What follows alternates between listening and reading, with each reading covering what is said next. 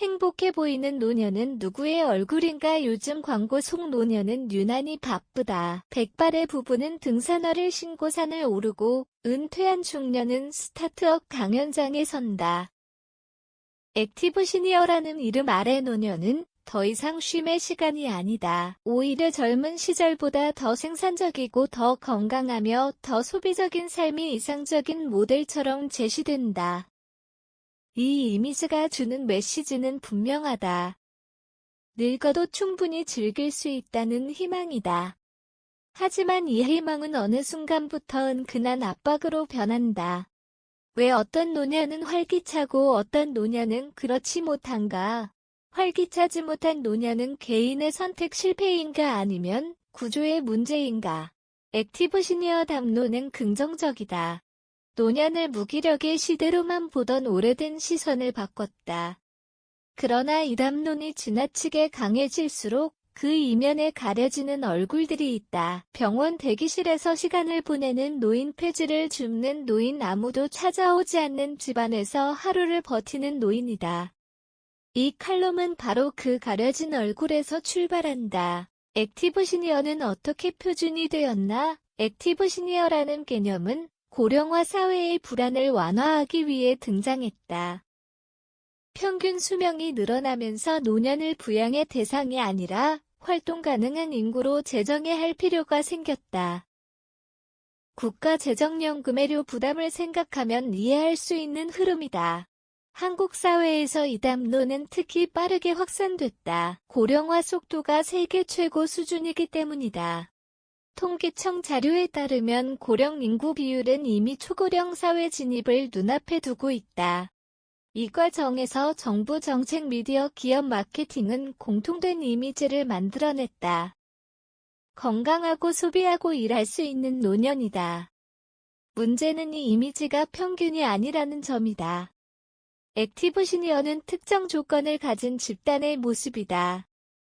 안정적인 연금, 축적된 자산, 건강, 사회적 관계가 있어야 가능하다. 다시 말해 활동적인 노년은 개인의 의지만으로 만들어지지 않는다. 그러나 담론은 이 전제를 잘 말하지 않는다.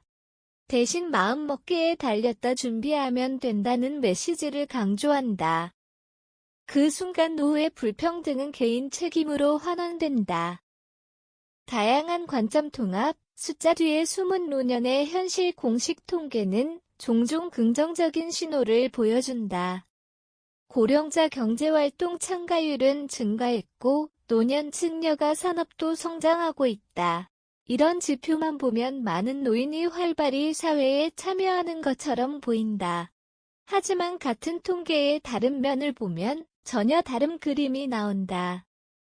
한국은 노인 빈곤율이 6대 국가 중 최상위권이다. 일하는 노인의 상당수는 하고 싶어서가 아니라 살기 위해서 일한다. 경비, 청소, 단기 일용직 같은 저임금 노동이 대부분이다. 전문가들은 액티브 시니어 담론이 노후 격차를 가리는 역할을 한다고 지적한다. 활기찬 소수의 사례가 과도하게 확대 재생산되면서 다수의 불안정한 노년은 보이지 않게 된다.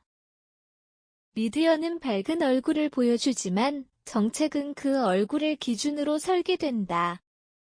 결과적으로 도움이 가장 필요한 사람들은 제도 밖으로 밀려난다. 노년 내부의 격차는 점점 커지고 있다. 건강 격차, 자산 격차, 정보 격차가 동시에 작동한다. 이 격차는 노년기에 갑자기 생기지 않는다. 평생 누적된 불평등의 결과다. 활동성이 기준이 될 때 생기는 문제, 활동적인 노년을 이상형으로 설정하는 순간 그렇지 못한 노년은 실패한 삶처럼 취급된다. 아프면 자기관리가 부족한 것이고 가난하면 준비를 못한 결과가 된다. 이 인식은 사회적 연대를 약화시킨다. 더 큰 문제는 정책 방향이다. 노인을 더 오래 일하게 만드는 정책은 늘어나지만 돌봄과 소득 안전망은 상대적으로 느리게 강화된다. 일할 수 있으니 일하라는 논리는 설득력이 있어 보이지만 모든 노인이 같은 조건에서 출발하지 않는다는 사실을 무시한다. 진정한 문제는 활동 여부가 아니라 선택 가능성이다. 일하지 않아도 되는, 자유 쉬어도 되는, 권리 아파도 존엄을 유지할 수 있는 구조가 있는가? 액티브 시니어 담론은 이 질문을 뒤로 미룬다.